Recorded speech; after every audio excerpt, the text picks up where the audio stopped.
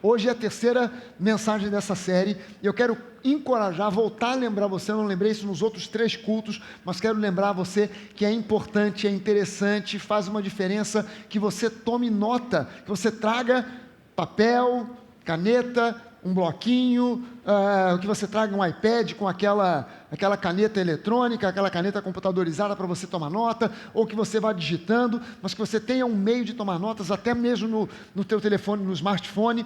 É importante porque aquilo que você ouve e anota, você retém mais. Teve uma pessoa que antes do culto das 5h30 comentou comigo, falando: pastor, essa semana uma frase que foi dita aqui estava ecoando na minha mente, no meu coração. Eu nasci com um propósito que é maior do que eu mesmo. Eu nasci com um propósito, eu tenho um propósito na minha vida que é muito maior do que eu mesmo. Então isso é um encorajamento para eu não desanimar com o propósito, porque quem traz o propósito não é o seu cérebro, não é a sua mente, é o próprio Deus. A gente vai ver aqui que o propósito, ele nasce na verdade no coração de Deus, e ele implanta o propósito, o sonho no nosso coração, mas nasce no coração dele. E é preciso que a gente saiba aqui logo de cara, que você nasceu para servir a causa de Cristo. Pastor, mas eu não tenho chamado para ser pastor, para ser evangelista, para ser mestre. Não. Você nasceu para servir a causa de Cristo, e todo ser humano nasce com esse propósito. Nem todo ser humano acaba por abraçar esse propósito, conhecer esse propósito, e nem mesmo cristãos nascidos de novo entendem esse propósito. Ah, pastor, mas eu achava que o meu propósito era ser um médico, um engenheiro, um arquiteto, ou uma atriz, um ator de sucesso, etc e tal. Esse propósito, e por isso você vai me ouvir falar hoje sobre propósitos. Você vai me ouvir falar nesses dias da série sobre propósitos, porque esse propósito, você pode até ter nascido com essa vocação, com esse propósito de ser um médico, um engenheiro, um empresário, uma arquiteta, uma engenheira, não importa o que, uma atriz, um ator. Você pode até ter nascido com essa vocação, mas esse propósito é temporário, ele é terreno. E você nasceu com um propósito maior do que o propósito terreno. O teu propósito para o qual você nasceu é um propósito eterno. Esse propósito terreno, ele tem que ser usado para abençoar pessoas, influenciar pessoas, para que elas entrem no propósito eterno. E não simplesmente para que você tenha uma profissão e possa ganhar um salário todo mês. Não é isso. Até porque, imagine o seguinte, se você pensa que o seu propósito é, por exemplo, eu nasci com a vocação para ser um médico, eu nasci com esse propósito para ser um médico, esse propósito é temporário, porque no céu não vai ter doente para você cuidar. Eu nasci com o propósito de ser um engenheiro. Deus me deu uma mente que faz contas com rapidez, matemática é minha paixão e tal, e eu nasci com o propósito de ser um engenheiro. Beleza, mas no céu não tem nada para você construir? Já está tudo feito, as mansões celestiais já estão lá esperando por você? Quer dizer, no dia que você mudar de onde você mora, na Barra, em São Conrado, ou em qualquer outro lugar do Rio de Janeiro, no dia que você mudar de onde você mora para o São João Batista, esse propósito temporário acabou. Não tem mais função no céu. Seu diploma de médico no céu não vai servir para nada. Seu diploma de engenharia, de arquitetura no céu não vai servir para nada. Porque lá já está tudo feito, não tem doente, e você lá não vai querer empresariar Jesus, né? Eu nasci para ser um empresário, você não vai querer empresariar. Jesus, cheguei, hein? Teu problema está resolvido. Não. Há um propósito, é claro que há um propósito naquela vocação que Deus te deu, a chamada que Deus te deu para o seu propósito terreno, mas esse propósito é impactar vidas para que essas outras pessoas também encontrem o seu propósito eterno. Por isso eu afirmo para você, você nasceu para servir a causa de Cristo. Essa é a causa número 1 pela qual a gente precisa viver, como cristãos que somos. É por isso que Jesus disse: busquem o reino de Deus em primeiro lugar, e as outras coisas, elas vêm a reboque, elas vão ser acrescentadas. Amém, gente? Amém. Jesus não nasceu nem viveu num palácio ou em meio à opulência, até pelo contrário. Mas ele nunca, nos evangelhos, você nunca vê Jesus expressando insegurança, negatividade, medo, olhando para trás dizendo: mas eu não tive as oportunidades, eu nasci na pobreza, nesse lugar, aqui nesse canto do mundo. Jesus nunca expressou isso. Por quê? Porque ele sabia que ele tinha vindo ao mundo com um propósito.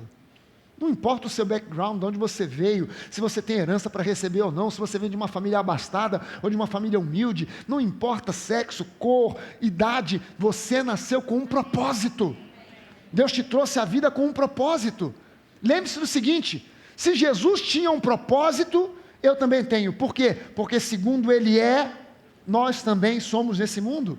Eu coloquei 3 versões diferentes aqui, a revista atualizada, a revista atualizada e a NVI, a nova versão internacional. Na revista atualizada diz, segundo Ele é, também nós somos nesse mundo.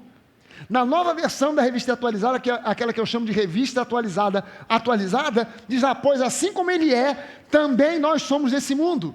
E a NVI diz, porque nesse mundo nós somos como Ele é. Então, se Jesus tem propósito, nasceu com propósito, nós também nascemos com propósito. Porque segundo Ele é, nós somos nesse mundo. Amém? Para cumprir os propósitos para os quais Deus te capacitou e te chamou, você precisa minimamente entender 3 coisas básicas. Sem o entendimento dessas 3 coisas básicas, você nunca vai chegar ao ponto onde Deus quer te levar. Você precisa entender essas 3 coisas básicas. Número 1, quem Deus realmente é. Quem Deus realmente é. E resumindo a coisa toda, Deus é bom. Tape os seus ouvidos para aquela conversa que de vez em quando lançam. Você está passando por essa aflição, por esse problema, isso aí é de Deus para a sua vida, essa falência, essa família destruída, essa enfermidade, para você aprender uma lição, para você amadurecer, e para você crescer, para você orar mais. Isso é uma conversa religiosa que vem do inferno. Deus é bom. Pastor, mas Jesus disse que nesse mundo a gente passa por aflições. Ok, é verdade. A gente enfrenta barreiras, dificuldades para chegar ao propósito que Deus tem para nós. A gente nesse mundo passa por lutas, mas enfermidade não vem de Deus, falência não vem de Deus, família destruída não vem de Deus, porque se eu começo a encarar que tudo que é problema que acontece comigo vem de Deus, então o que o diabo está fazendo nessa história? Está num cantinho ali, também estou sofrendo tanto. Não, eu preciso entender que o inferno se levanta contra nós, e justamente o que o diabo quer que a gente pense, que Deus é que está provocando o problema. Para que você fique passivo. Seja feita a vontade do Senhor. Você não pode orar dessa maneira. Senhor, eu estou cobrando, exigindo que a Tua palavra se cumpra na minha vida. Cumpre a Tua palavra pelas Tuas pisadas. Você não pode, você tem que orar e dizer, seja feita a Tua vontade, ó Deus. Você não pode orar dizendo, Senhor, segundo a Tua palavra, eu sou próspero. Não, seja feita a Tua vontade, Senhor. Se essa oração é real, então, se a vontade de Deus se cumprir na minha vida, pelas suas pisaduras, eu fui sarado. O Senhor se fez pobre para que eu me tornasse rico. Então, seja feita a vontade do Senhor na minha vida. Aleluia. Que eu seja curado, que eu prospere, que eu tenha vitoriosa, uma família abençoada, porque esse é o plano e o propósito de Deus, porque Deus é bom. Nem que Deus quisesse enviar enfermidade sobre você, Ele não poderia. Por quê? Porque no céu não tem enfermidade. Jesus já levou sobre si as nossas enfermidades. Como é que Deus vai entregar para você alguma coisa que Ele não tem? Então eu preciso confiar, número 1, que Deus é bom. Número 2, conhecer quem eu realmente sou em Cristo. Sem essa base não dá para chegar aonde Deus quer que eu chegue. Eu preciso reconhecer, conhecer e saber quem eu sou em Cristo, de acordo com aquilo que Deus diz a meu respeito na palavra. E em terceiro lugar, eu preciso saber que eu tenho um propósito na vida que foi estabelecido por Deus antes da fundação do mundo. Eu não estou aqui por um acaso. Eu não estou aqui porque Deus não tinha coisa melhor, então pegou a mim mesmo. Não, Deus tinha um propósito estabelecido para mim e para você antes da fundação do mundo. Antes dele criar sol, estrelas, universo, Ele já tinha você em mente. Você pode levantar uma das suas mãos e dizer isso? Deus já me tinha em mente antes da fundação do mundo.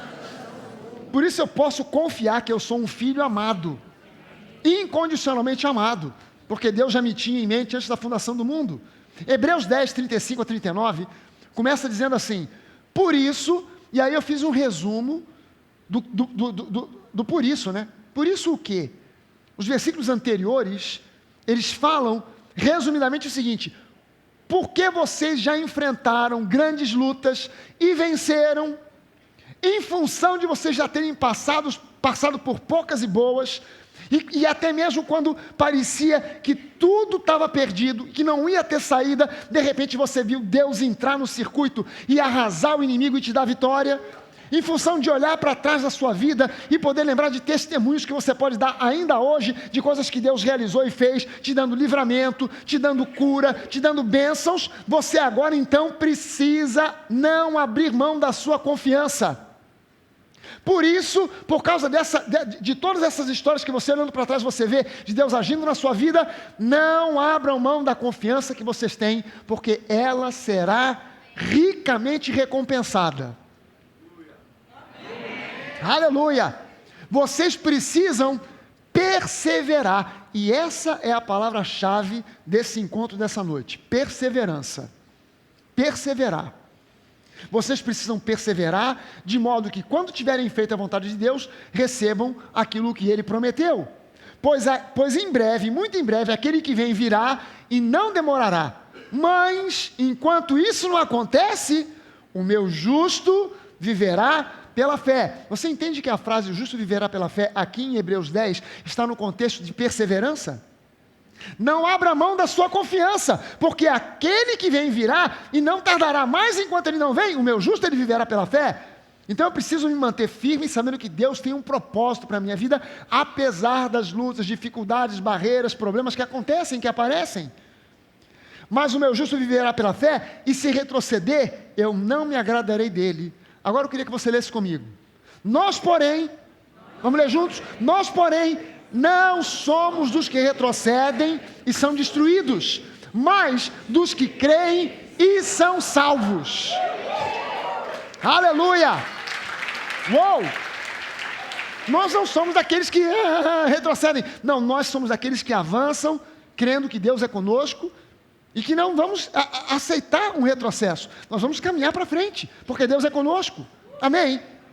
Ter um propósito claro na vida é saber aonde se quer chegar, o que se quer alcançar, mas sobretudo, acima de tudo, é você dispor da energia necessária para enfrentar a trajetória que certamente não será fácil. Bota isso na sua cabeça. Não adianta ter um propósito e você não ter essa reserva íntima, interior, de energia, se preparar para enfrentar o trajeto, porque o trajeto não vai ser fácil. Ninguém disse que seria fácil. Eu preciso estar preparado para isso. A jornada é longa. Agora entenda o seguinte: apesar de você estar entendendo, há uma jornada, há dificuldades, há barreiras, mas entenda que o objetivo a ser alcançado na vida não é tão importante quanto o processo de transformação, ou seja, aquilo no que você se torna durante a jornada. Para Deus é mais importante aquilo que você se torna na jornada em direção ao propósito do que necessariamente chegar no propósito. Se você tem, por exemplo, um propósito, é sair daqui, chegar ali para pegar aquela garrafa. Se você simplesmente sai daqui, chega lá e enfrenta barreiras e tal, e consegue conquistar a garrafa, mas você não se transformou em imagem e semelhança de Jesus no processo, o propósito não valeu de nada. Para Deus é mais importante que, ainda que você não consiga chegar lá para pegar o propósito, para alcançar a garrafa, que você seja transformado em imagem e semelhança de Jesus. Para Deus é mais importante esse processo de transformação. Mas, quando você passa pelo processo de transformação, mais fácil é de você chegar e alcançar o propósito. Alguém diga amém, é isso aí. Amém. Aleluia. Esse camarada aqui é o Valdemar. Quem é que conhece o Valdemar? Em todos os 4 cultos, só uma pessoa que conhecia, que era o Alex, o Alexandre, e só ele conhecia só por um motivo, porque ele é da mesma terra do cara, do mesmo lugar. Isso aqui que você está vendo, é óbvio, mas isso aqui não é Campos do Jordão não, né, gente? Isso aqui, esse camarada é um paranaense, chamado Valdemar Niklevics, que foi o primeiro brasileiro a chegar ao cume desse monte aqui, o K2. O K2 é o segundo monte mais alto do mundo. O primeiro é o Everest, né, e ambos ficam na mesma cadeia de montanhas, né, a mesma cadeia de montanha que você que estudou geografia, sabe que é ali nos Andes. Não é nos Andes? Onde fica? No Himalaia, não estudou geografia, rapaz. E onde é que fica o Himalaia? É no Paquistão. É no Paquistão. Esse camarada foi o primeiro brasileiro a chegar ao cume do Everest e 5 anos depois, 5 anos mais tarde, chegou no cume do K2. Então esse camarada aqui é o Valdemar Nick Levix, no dia 29 de julho de 2000, ele foi o primeiro brasileiro a chegar no cume do K2, que é a escalada mais perigosa da face da Terra.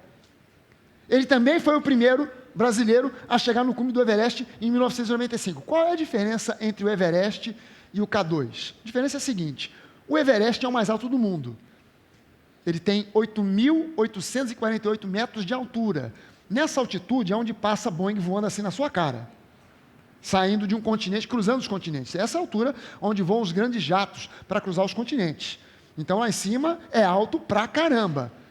Mas nessa altitude, no Everest, que é o ponto mais alto do planeta Terra, já chegaram ao seu cume 2.972 pessoas. O K2 é um pouquinho mais baixo. O K2 é o mais difícil do mundo. Ele tem 8.611 metros, um pouco mais de 237 metros, se eu não me engano, se eu lembrei aqui, o Benego me falou, 237 metros apenas de diferença, que nessa altura é praticamente 10 quilômetros, porque falta oxigênio lá em cima. Então, para você subir esses 200 e poucos metros, é uma parada duríssima. E, para você ter uma ideia da dificuldade da escalada do K2, de cada 4 pessoas que chegam no cume, uma morre. Para você ter uma ideia da dificuldade, no Everest, 2.972 pessoas já chegaram ao cume. Do K2, apenas 299. Dentre os quais, um é o nosso brasileiro, nosso amigo Valdemar. Não é fácil essa escalada. Agora, por que nós admiramos tanto essas façanhas esportivas? Por que a gente admira tanto? Às vezes você não é nem um atleta, mas você de repente assiste um canal de TV que está falando sobre a quebra de um recorde na maratona, e você fica impressionado com a quebra de um recorde, de um salto em altura, de um salto com vara. Por que a gente se impressiona tanto com as façanhas esportivas? É simples, é porque as façanhas esportivas, as competições esportivas são uma parábola da vida. Elas são uma parábola da vida. Você sabe que o Usain Bolt não se tornou recordista e campeão dos 100 metros rasos porque ele competiu uma vez, mas porque ele treinou durante anos e anos e anos e competiu várias vezes e perdeu umas, ganhou outras, até se tornar Usain Bolt. Mas ele não nasceu já com medalha de ouro olímpica. Houve um trajeto para chegar até lá. Então, quando o camarada consegue vencer, consegue quebrar o recorde mundial, caramba, que coisa impressionante, que maravilha. Quando o cara vence numa maratona, você sabe que ele passou por um processo de anos e anos e anos. E finalmente ele se tornou recordista. Alcançar os propósitos, os alvos, os sonhos que Deus coloca no nosso coração na vida é como uma escalada do K2. Não é algo simples, não é algo fácil, e exatamente por isso muitos desistem, poucos chegam lá. Mesmo estando na igreja, mesmo sendo cristãos, poucos chegam lá, infelizmente. E por que isso? Porque falta muitas vezes que é um posicionamento, um entendimento da palavra de quem Deus é, quem nós somos e o propósito que Deus tem para nós. Porém, lembre-se do seguinte: a força e a capacitação que você necessita, poucos chegam, mas falta o entendimento de que a força e a capacitação que você precisa para chegar ao fim dessa jornada não está na dependência de qualquer pessoa, nem mesmo de você próprio. Não está também na dependência de uma instituição, do governo, de um político, de uma empresa. Está, na verdade, na capacitação dada por Jesus Cristo. A força e a capacitação que você precisa estão em Cristo. Amém? Estão em Cristo, não em você mesmo, não em alguém externo a você.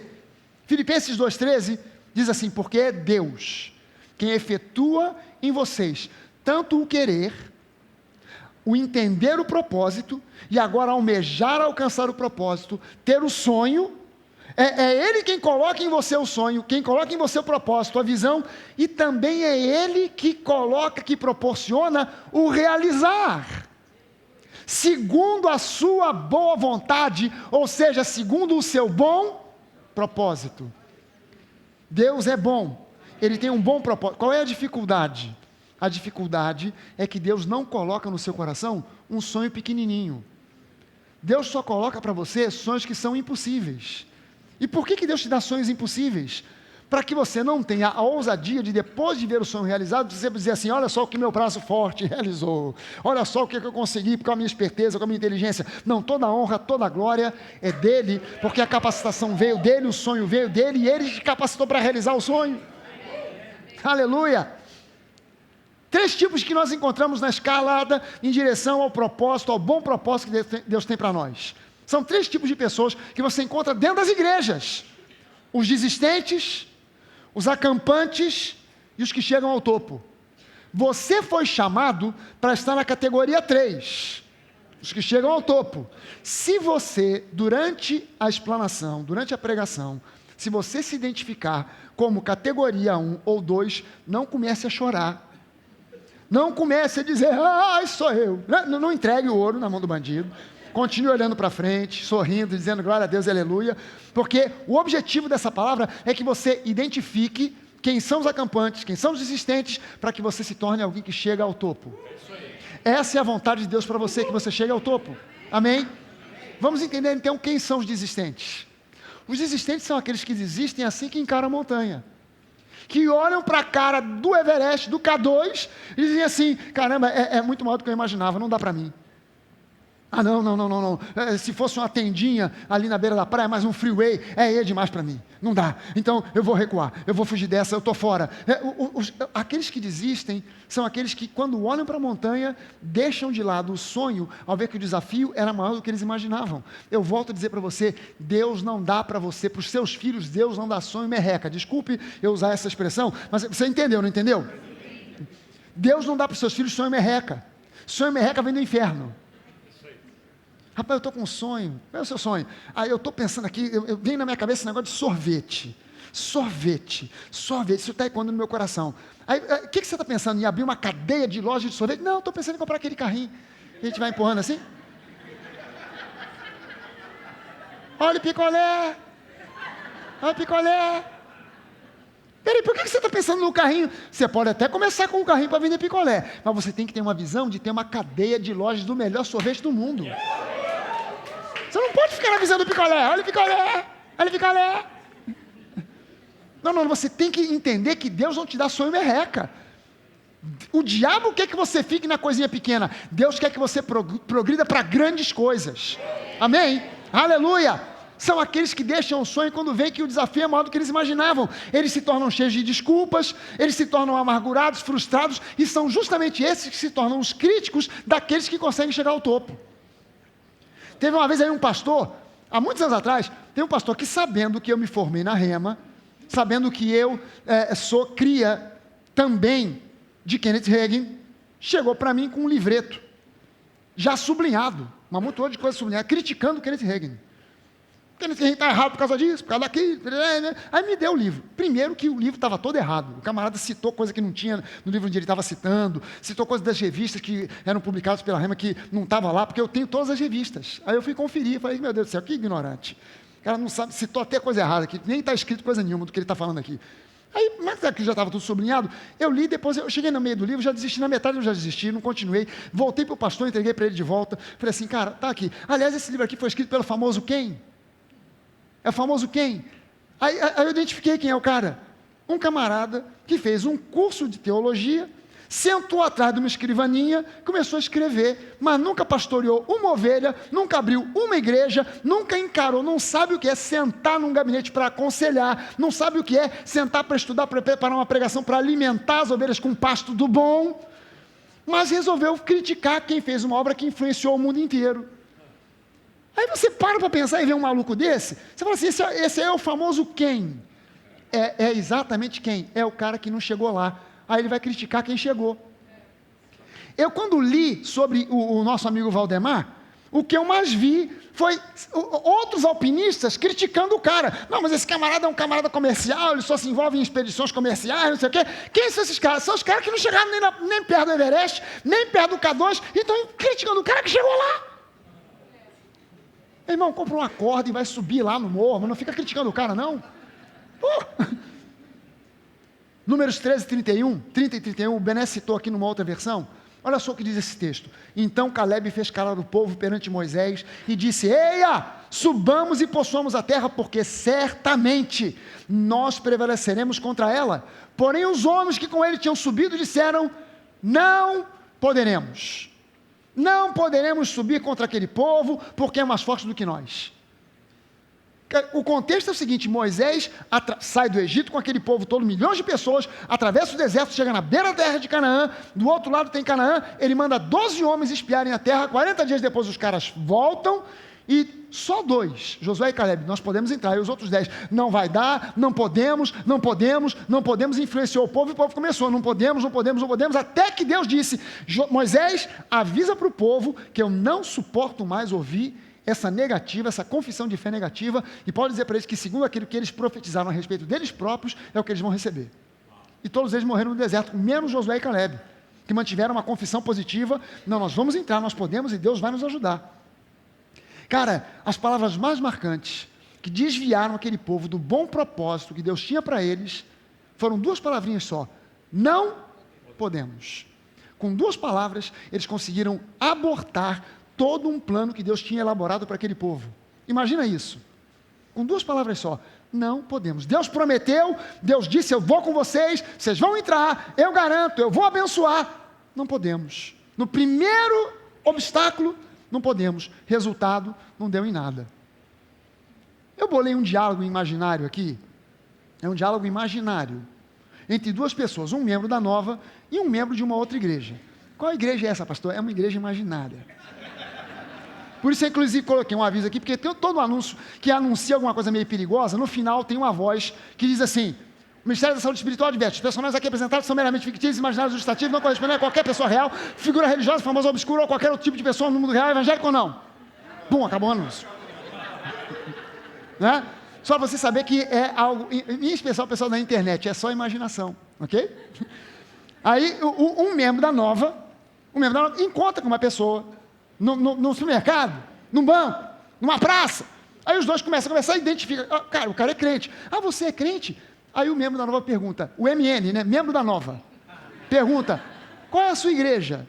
Aí o MOI, membro de outra igreja,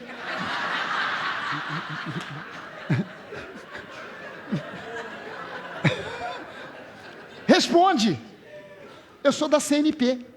Tem as igrejas que tem essas siglas malucas assim, né, CNP. Eu sou da CNP. CNP, aí o cara, o membro da Nova fala: CNP? Que igreja é essa? CNP, você não conhece? CNP, Comunidade Não Podemos. Essa é a maior igreja da cidade. Você não gostaria de se juntar a nós? Porque na verdade acontece o seguinte: a gente costuma instruir os membros da Nova a não ficar torrando a paciência de membros de outra igreja para se mudar para a Nova. Se o camarada quer sair da igreja A, B ou C ou vir para cá, ele é bem-vindo, sem problema nenhum, mas não fica ninguém assim: você tem que ir lá para a Nova, você tem que ir para a Nova, você tem que ir para a Nova. Mas membro de outra igreja não pode ver um membro da Nova. Você tem que ir para a minha igreja, porque aquela igreja lá, e não sei o que, aqui é que tem o poder, você tem que sair. Meu pai do céu. Aí o camarada, e na verdade, o membro da CNP tem razão: essa é a maior igreja do mundo. Essa não é a maior igreja do Rio de Janeiro, nem do Brasil, não. Essa é a maior igreja do mundo, a igreja, a comunidade Não Poderemos. Não podemos. Aí o membro da Nova pergunta: mas escuta, lá vocês dão o dízimo? Aí o camarada: não podemos. A gente até quer, mas a gente não pode. Mas aí o membro da Nova pergunta: vem cá, vocês são orientados a superar as ofensas, as feridas do passado, etc. Aí o camarada: sim, mas não podemos. A gente não consegue. A gente até tenta, mas não dá. Aí o camarada pergunta, o cara da Nova pergunta: mas vem cá, vocês são orientados para servir uns aos outros em amor? Sim, claro, mas também não podemos. Porque na nossa igreja nós somos todos vítimas. Nós temos problemas com questões de maldições, com questões do passado, e ainda estamos num processo de libertação e de cura interior. Na verdade, os membros da CNP nada mais são do que um grupo imaturo, acovardado, que não consegue se firmar sobre a palavra de Deus, que não consegue ver em Jesus um motivo pelo qual vale a pena prosseguir. É um grupo de pessoas que andam movidas por circunstâncias, por sentimentos, além de legalismo e crenças supersticiosas. Em muitas igrejas hoje, um pacote de sal grosso ungido vale mais do que o nome de Jesus. Isso é uma maluquice. Isso é uma inversão de valores completa. Mas quem são as pessoas que confiam mais no pacote de sal grosso do que no nome de Jesus? São os membros da CNP. Essas pessoas, elas estão prontas a qualquer momento, na hora que o sal grosso acabar, desisto. Não vai dar mais. Por quê? Porque o sal grosso acabou, mas o nome de Jesus é para toda a eternidade. É o nome acima de todo nome. Fé é o que resolve. E é justamente o que falta aos desistentes. Fé é o que resolve. Mas é justamente o que falta aos desistentes. Se você exercitar um mínimo de fé, você não vai desistir. Porque você vai perceber Deus agindo e realizando milagres à sua volta. Aleluia! E os acampantes? Quem são os acampantes? São aqueles que chegam a subir a montanha, mas não vão até o pico. E por que eles não vão até o pico? Porque eles não conseguem suportar o processo de crescimento e de amadurecimento que implica em sair da infantilidade e mudar. Quem cresce, muda. O bebezinho é uma graça, rechuchudinho, bolachudinho, mas começa a esticar, começa a crescer, e quando cresce você tira uma foto do bebê, tira a foto depois, ele está mais comprido, está mais magrinho, daqui a pouco está um galalau, porque cresce, biologicamente, quem cresce, muda, emocionalmente, quem cresce, muda, e espiritualmente, não, continua o mesmo, não, espiritualmente quem cresce também muda, e muda para melhor, quem cresce, porque quem fica não espiritual não muda, continua a mesma coisa. Mas quem cresce espiritualmente em Cristo, na palavra, muda, e muda para melhor. Aleluia! Os acampantes, eles enfrentam alguns desafios, mas eles acampam no primeiro platô que encontram, perdem o foco e começam a fazer daquele local, que deveria ser um local provisório de descanso e de recuperação de fôlego, um lugar aonde possam se esconder das adversidades e transformam aquele lugar temporário num lugar definitivo. O foco deles se torna manter o que já foi alcançado. E com isso, eles se conformam com a mediocridade. Levante-me das suas mãos e diga isso: Deus não me chamou para mediocridade. Deus me chamou para coisas maiores, para avançar na direção de coisas maiores. Aleluia! Aleluia! Alguém dê uma salva de palmas ao Senhor por causa disso, por causa desse plano, desse propósito que é no coração de Deus. Tudo isso, esse avanço, ele se realiza pela graça, não é pelos seus méritos, não é porque você pode, porque você consegue. Lembre-se que eu disse aqui, a capacitação para você avançar não vem de você, dos seus diplomas, da sua inteligência, vem da graça de Deus que te capacita para avançar. Mas você precisa aplicar a sua fé, confiar nele, manter firme a sua confiança e perseverar. Veja só o seguinte, a igreja, ela está acampada quando ela adota o evangelho, não como um meio de transformação de vidas, mas como uma subcultura. Os crentes têm essa tendência, eles vão se fechando dentro de quatro paredes, sejam elas de uma igreja local, seja de uma denominação, elas vão se fechando ali, formam aquela subcultura e ali ficam. Nos Estados Unidos, a música evangélica toca também nas rádios seculares. De repente você aluga um carro, você vai aos Estados Unidos, vai a Disney, vai a Orlando, você aluga um carro, liga o rádio, está tocando Rihanna. E depois da Rihanna, de repente toca Bené Gomes. Mas aqui no Brasil, só rádio evangélica, TV evangélica, canal evangélico. Aí a gente fica, cara, o sujeito gasta milhões por mês para fazer programa para crente. Irmã Cotinha, quero mandar um abraço para a irmã Cotinha que está aniversariando hoje. Então, o cara está pagando 20 mil reais a hora para mandar um abraço para a irmã Cotinha que está fazendo aniversário hoje. Pelo amor de Deus, isso é um desrespeito com a obra de Cristo. Isso é achincalhar a obra de Cristo, é fazer da obra de Cristo uma brincadeira de mau gosto. Caramba, o convite de Jesus é: sal da terra, luz do mundo, vocês são sal da terra, luz do mundo. Não se deixe o sal dentro do saleiro, porque o sal lá no saleiro, se ele perde o sabor, não presta para mais nada, a não ser para quê? Para jogar fora. Alguém aqui alguma vez já viu o sal perder sabor? O sal do Himalaia, você deve ter em casa, porque hoje em dia é moda, todo mundo quer ser gourmet, e tem em casa aquele potinho, né, com aquele ralador, aquele rec, com sal do Himalaia. Aquele sal cor-de-rosa, que você compra pensando que veio do Himalaia, mas é sal de Cabo Frio com uma cor... um corante rosa. O corante rosa sal do Himalaia. O cara não está mentindo. Se você for a Cabo Frio, está lá, fábrica Himalaia de sal. Fábrica de sal Himalaia, sal do Himalaia.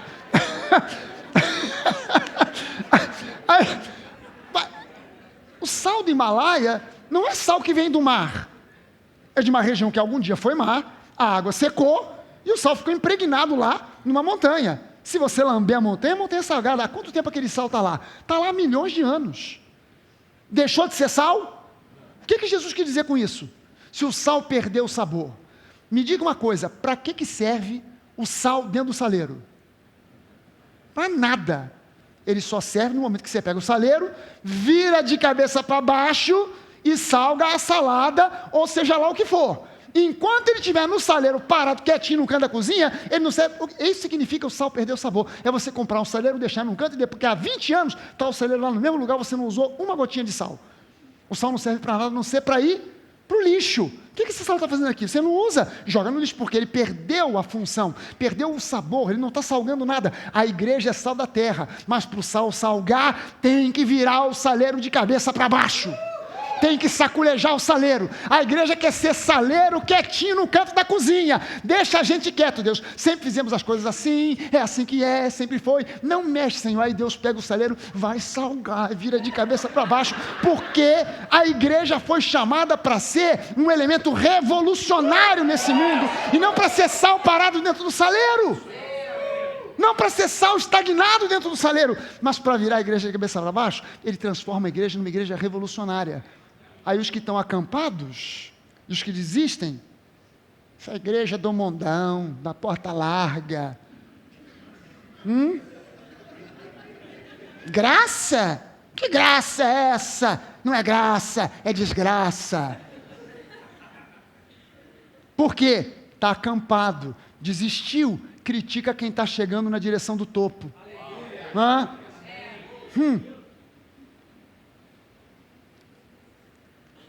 Veja só o seguinte, isso aqui funciona para empresas, para igrejas, para famílias, para qualquer coisa que você, para você pessoalmente.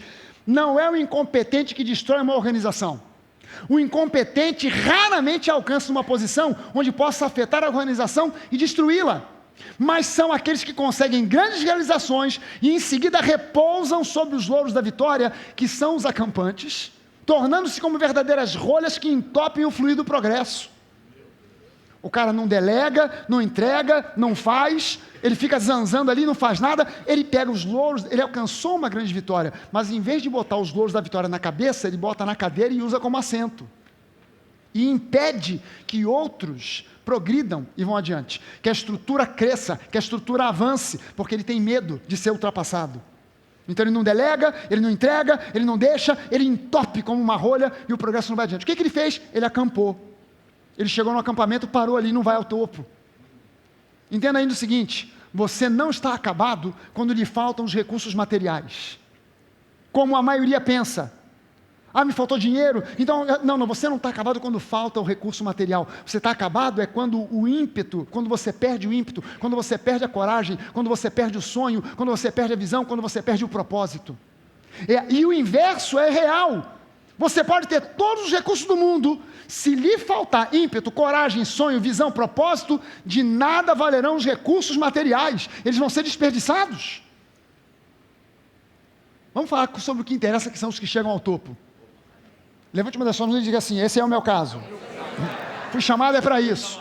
Aleluia. Qual é o personagem que me inspira aqui? É o Buzz Lightyear. Qual era o lema do Buzz Lightyear? Quem assistiu Toy Story? Qual é o lema do Buzz Lightyear? Para o infinito e além. Os que chegam ao topo são aqueles que se dedicam à jornada longa. Continuam indo para o alto e avante, independente de circunstâncias, falta de sorte, falta de experiência, de sucesso anterior. Cara, eu não preciso de necessário. É bom ter experiência, é bom ter algum tipo de sucesso anterior, mas, cara, o que eu preciso para ter experiência? Eu preciso de ter experiência. Ninguém nasce sabendo. Então, o que é experiência? Eu tentei uma vez, deu errado, tentei duas, deu, essa aqui deu mais ou menos, aqui deu certo, depois degringolou. Então, beleza, mas eu não dependo de experiência para chegar onde Deus quer que eu chegue. Eu não preciso de experiência para saber que droga não detona a mente humana. Ah, não, eu quero ter experiência, pastor. Eu quero fumar maconha, cheirar cocaína, LSD, eu quero provar tudo para saber se é ruim. Você vai voltar para mim assim, era ruim mesmo. Agora eu estou sabendo. Se voltar. Você não precisa ter uma experiência com certas coisas para entender que é ruim ou que é bom. Mas você não pode usar isso como uma desculpa, porque quem chega ao topo são aqueles que se dedicam à jornada longa. Aleluia! São aqueles que veem o copo meio cheio, que veem obstáculos como uma oportunidade de aprender. Sabe, Saul olhou para o gigante Golias e disse, cara, é muito grande, não dá para encarar. Davi olhou para o mesmo gigante Golias e disse, caramba, é muito grande, não dá para errar. O mesmo problema, visto com duas visões completamente diferentes. O mesmo problema, um olhou e disse, não dá para encarar. O outro olhou e disse, eu vou lá e vou derrotar. Mas Davi não disse, eu vou lá porque eu treinei com Anderson Silva. Então eu sei de tudo. Treinei com o Spider. Eu treinei com o Minotauro. Treinei com o Minotouro. Eu estou sabendo tudo. Vou chegar lá, vou arrebentar esse gigante. Ele disse, você está vindo contra mim com espada, escudo, lança? Eu vou contra você em nome do Senhor dos Exércitos. Aleluia! Davi não partiu para cima de Golias com base em experiência, inteligência, esperteza. Ele partiu em nome do Senhor dos Exércitos e Deus o abençoou. Amém? Quem chega ao topo são aqueles que possuem paixão pelo propósito. Paixão pelo propósito. Sabe, acho que foi no primeiro culto, de mais ou menos naquela área por ali assim, tinha um rapaz, eu não sei se era a primeira vez que ele estava vindo aqui à igreja, ou se já era alguma outra vez, mas ele estava assistindo o culto vestido com uma camisa do Flamengo.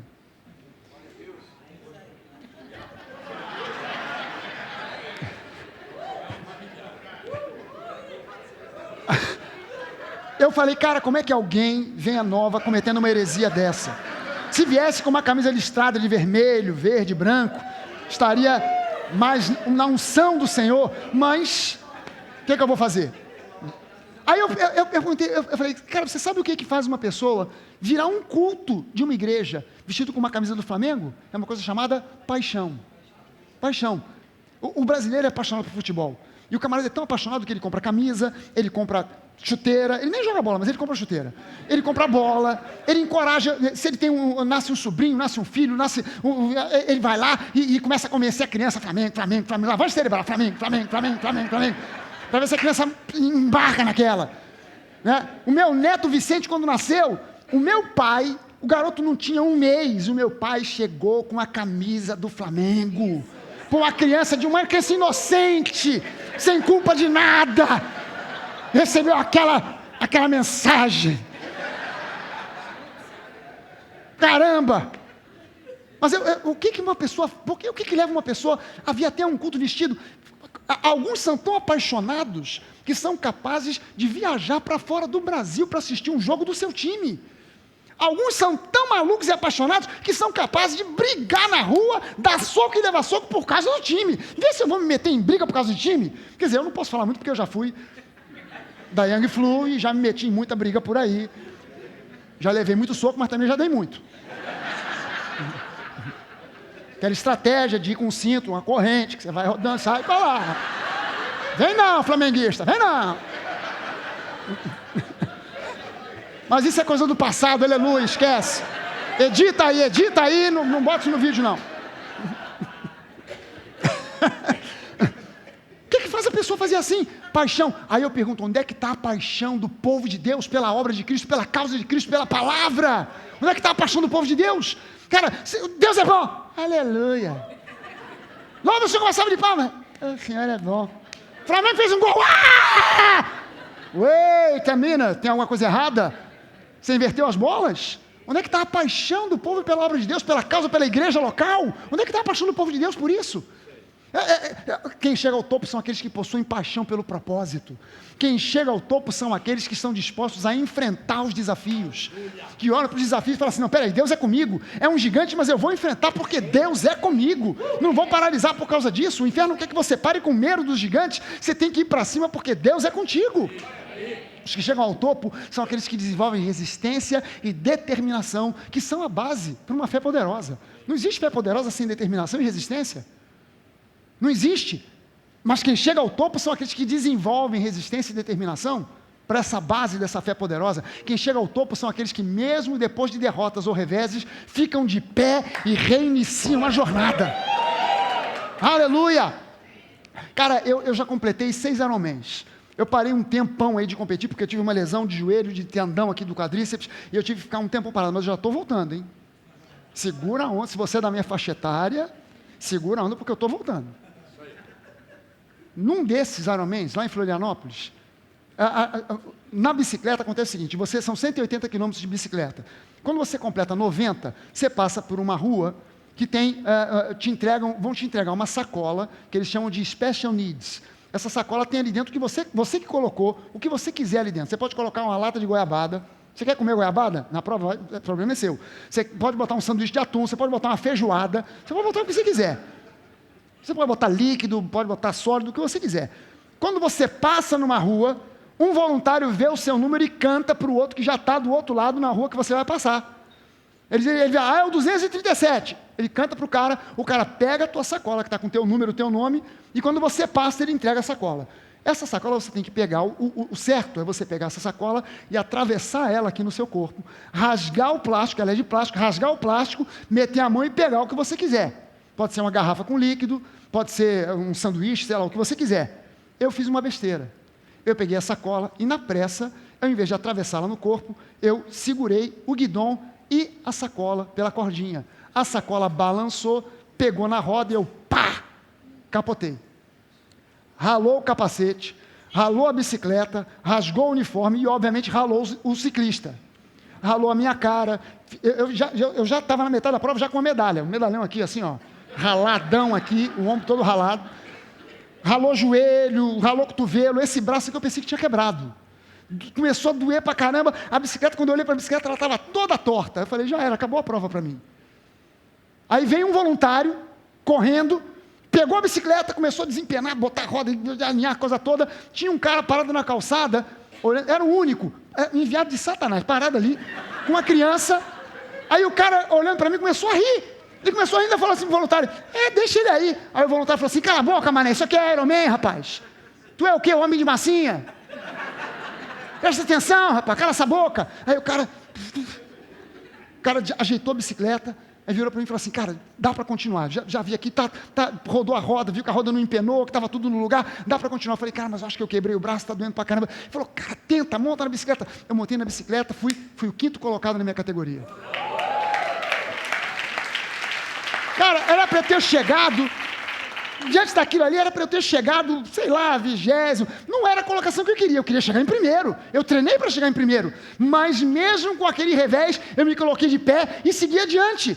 E o crente às vezes sofre uma derrota, 2, 3, e se esquece que a Bíblia diz que o justo, Deus quando vê o justo cair, se 7 vezes ele cair, 7 vezes o Senhor o coloca de pé. E esse número 7 não é um número ali literal, já caiu 6, hein? Só tem mais uma. Não, pode ser 1000 vezes, 1 milhão. Deus te levanta sempre porque Ele é bom, é um Deus gracioso. Isso é graça. Aleluia. Amém. Os que chegam ao topo são aqueles que estão dispostos a fazer sacrifícios, pagar o preço, se isso for ajudá-los a progredir. Se for ajudar, eles estão dispostos. Pastor, mas o senhor não tem falado de graça, entrar no descanso. Que história é essa? Fazer sacrifício? Meu irmão, entenda uma coisa. Entrar no descanso não é sentar no sofá e não fazer nada. Entrar no descanso é, ainda que haja intensa atividade do lado de fora, do lado de dentro há uma confiança inabalável de que Deus está no controle e que Ele vai me abençoar. E que eu já sou vitorioso naquele propósito. Eu não preciso me esbudegar do lado de fora, me matar. Não, eu posso simplesmente trabalhar normalmente, porque eu sei que por dentro eu estou em paz, eu estou no descanso, porque Deus é comigo. Você pode levantar as suas mãos e dizer isso, Deus é comigo. Aleluia. Você pode dizer para a pessoa que está do seu lado, meu irmão, não deixe ser abalado, não se deixe abalar, Deus é contigo. Aleluia. Quem são os que chegam ao topo? São aqueles que ficam muitas vezes sós, muitas vezes são feridos, mas são capazes de superar, suplantar e voltar à jornada. Aleluia! São aqueles que acampam, mas apenas para ganhar novas forças e energias. Dão um tempo, seguram muitas vezes, param por um tempo para respirar, para ganhar fôlego, mas não acampam, não ficam ali, progridem, continuem, permanecem indo à frente e nunca param no acampamento de forma indefinida. Quem são os que chegam ao topo? São aqueles que sabem porque sabem que nada, absolutamente nada pode substituir perseverança. Talento, genialidade, boa cultura, sorte, nada disso pode substituir perseverança. Você e eu conhecemos gente que é gênio, mas que não chegou a lugar nenhum, porque faltou perseverança. Confiou mais na genialidade do que no trabalho, do que na perseverança. Você conhece gente que é talentosa, não chegou a lugar nenhum. Por quê? Porque faltou perseverança. Cara, se todo jogador de futebol que passasse por uma peneira fosse rejeitado, desistisse, não tinha seleção brasileira no nível que a gente tem. Não tinha. Porque todos os jogadores ali têm uma história. Eu passei na primeira peneira, não passei. Fui na segunda, não passei. Fui na terceira, não passei. Tem uns que passaram em 10 peneiras. Foi rejeitado. Até que um dia alguém falou assim, como é que é mesmo teu nome? Meu nome é Pelé. Vou te dar uma chance. Caramba, que bom que alguém deu uma chance, hein? Tivemos um Pelé. Como é que é mesmo o seu nome? Neymar. Acho que vou te dar uma chance. Mas não sabe a história de que passou. Mas quem chega ao topo é aquele que sabe que nada pode substituir perseverança. Nada pode substituir perseverança. Tiago 1, 2-4 diz o seguinte: meus irmãos, considerem motivo de grande alegria o fato de passarem por diversas provações, tribulações, problemas, lutas, dificuldades. Quem está passando por alguma luta, dificuldade, problema, tribulação? Quem está passando aqui? Peraí, levanta a mão bem alto. Então pode dar uma boa gargalhada aí. Tenha por motivo de toda alegria o passar por diversas provações. Por quê? Porque vocês sabem que a prova da sua fé, não é você que está sendo provado, é a sua fé. A prova da sua fé produz perseverança. A prova da sua fé produz perseverança. E a perseverança precisa ter ação completa. Não adianta eu perseverar só até a metade do caminho, eu preciso perseverar até o fim, até o propósito. A sua perseverança precisa ter ação completa, a fim de que vocês sejam maduros, ou seja, perfeitos, íntegros, sem lhes faltar coisa alguma. Sem que lhes falte coisa alguma. Entenda o seguinte: sonhos, projetos, propósitos são meios de geração de vida e não de morte.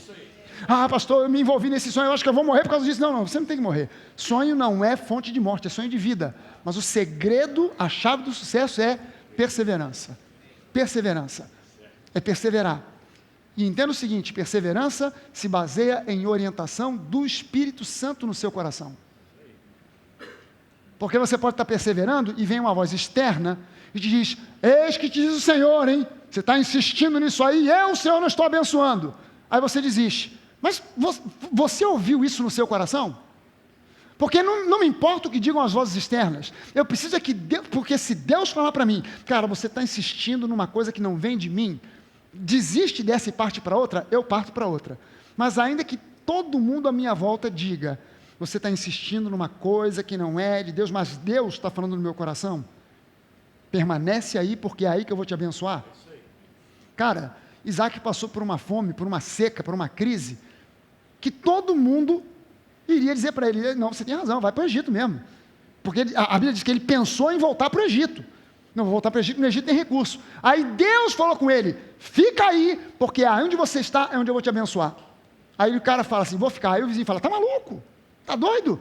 Não, isso não é de Deus não. Peraí, foi Deus que falou no meu coração? Não adianta vir profeta, profetinha, profetão. Foi Deus que falou. Então, se Deus falou no meu coração, não interessa as vozes externas. Amém? Chave do sucesso é a perseverança. Um cara chamado Simon Sinek, não sei se você já ouviu, já leu algum livro desse cara, ou se você já assistiu alguma palestra dele no YouTube. Tem muita, é americano, mas as palestras são legendadas, tem muitas palestras legendadas. E esse cara disse uma coisa interessante. Ele disse: você pode ir ao dentista 2 vezes por ano e ainda assim perder todos os dentes. Cara, como é que pode? O cara vai perder os dentes todos. Ele não vai ao dentista 2 vezes por ano. Passa flúor, faz clareamento. Quando eu ri assim, parece até que os dentes é aquele Mentex. De plástico, dente de plástico. Quando eu ri. 2 vezes por ano o cara vai ao dentista. Mas ficou banguela. Por quê? Porque, na verdade, se você quiser preservar os seus dentes, você tem que escovar eles todos os dias. 2 vezes por dia, por pelo menos 2 minutos. Se você não escovar os dentes todos os dias, 2 vezes por dia, por 2 minutos, você vai perder os dentes. Ainda que você vá ao melhor dentista do mundo 2 vezes por ano, você vai ficar banguela. E o que é isso aqui? É perseverar. Você, segunda-feira, segunda-feira é o dia de todo mundo voltar para a academia. Amanhã é segunda-feira, todo mundo, amanhã eu vou voltar, segunda-feira eu volto. Você acha que você vai entrar em forma se amanhã você entrar na academia, você acordar às 5 horas da manhã, entrar na academia às 6 e ficar até às 6 da tarde malhando? Você acha que você vai entrar em forma? 12 horas malhando, vai resolver o problema? Não, o que resolve o problema é você ir à academia amanhã e malhar por 40 minutos, 50 minutos, depois voltar na quarta-feira, depois voltar na sexta-feira, depois na semana seguinte de novo segunda, quarta, sexta, depois na outra semana segunda, quarta, sexta, e durante 1 ano, 2 anos, 5 anos, e durante uma vida, você, 50 minutos por dia, não são 12 horas por dia não, 50 minutos por dia é perseverar. Não adianta, não vou para a academia amanhã, 6 da manhã, só sair às 6 da noite. Você vai sair num caixão. Vai morrer, não vai resolver nada. Vai sair todo quebrado, todo dolorido e não vai entrar em forma. Da mesma forma que você precisa escovar os dentes todos os dias. Moisés tinha 80 anos quando se tornou o líder do povo de Israel. Caleb tinha 85 quando entrou na terra prometida e entrou com o mesmo ímpeto e força que ele tinha aos 45. Thomas Edison, aos 85 anos, ainda era um inventor ativo e criativo, e chegou ao final da vida com 2.332 patentes. John Wesley, aos 88 anos, ainda andava a cavalo, de cidade em cidade por toda a Inglaterra, para pregar o Evangelho. John Glenn foi aos 40 anos de idade o primeiro astronauta americano a dar a volta na Terra. Aos 77 anos, ele se tornou um recordista, o homem mais velho a voltar ao espaço. Até hoje esse recorde não foi quebrado. Aos 77 anos. Você imagina o cara receber aos 77 anos um convite desse. Quer voltar ao espaço? Estou com 77 anos, o meu tempo já passou. O quê? É para ontem. Fui! Embarcou. Foi ao espaço aos 77 anos. Quem lembra da Dercy Gonçalves? A Dercy Gonçalves, aos 100 anos de idade, pediu demissão da Globo e assinou um contrato com o SBT, alegando o seguinte: eu não quero simplesmente fazer parte de uma folha de pagamento, eu quero atuar. Aos 100 anos de idade. Cara, Cid Moreira, com 92 anos de idade, está estudando e fazendo planos e projetos para o futuro. Meu irmão, você pode ir além. Você pode ir além. Você pode ir além. Você pode ir além. Deus pode te proporcionar caminhos mais abertos, maiores, coisas maiores e melhores. Você pode ir além. Meu irmão, ouça o seguinte: Filipenses 4,13 diz para nós: tudo posso naquele que me fortalece.